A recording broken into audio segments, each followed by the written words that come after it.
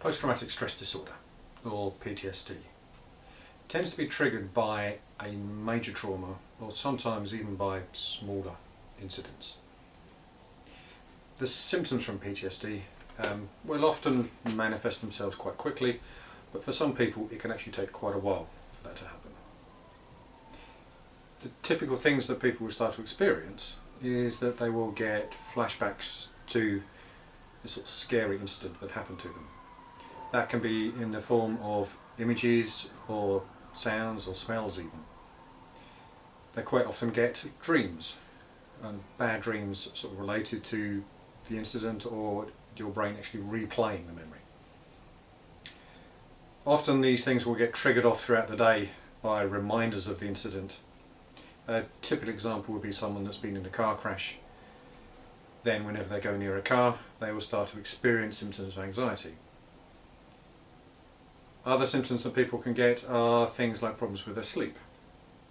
They'll have trouble getting off to sleep, often because they will tend to be thinking about what happened.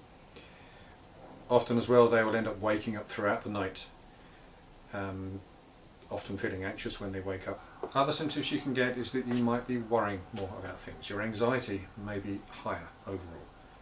You may also find that you are more irritable, so you get angry at things more easily. You can also find that you tend to sort of cut yourself off from things. You may be staying in more, cutting yourself off from your friends.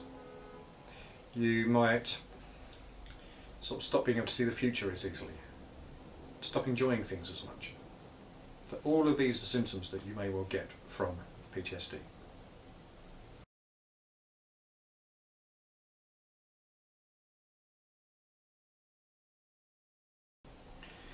One of the big reasons why people end up with problems with trauma is about how your brain will try to process things.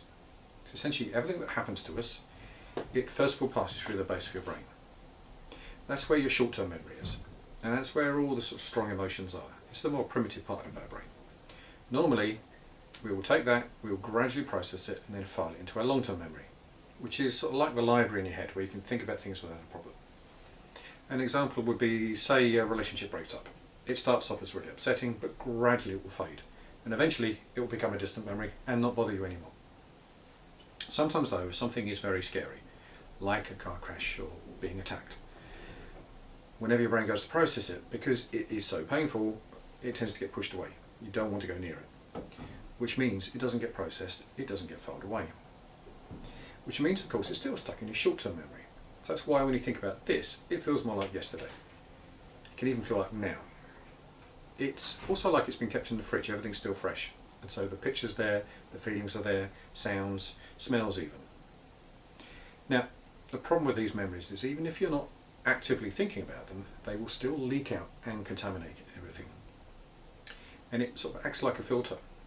It pushes your overall stress level up, and you get stuck in what they call threat mode, which means you will be on edge more, you will jump more at things, you will worry more about things.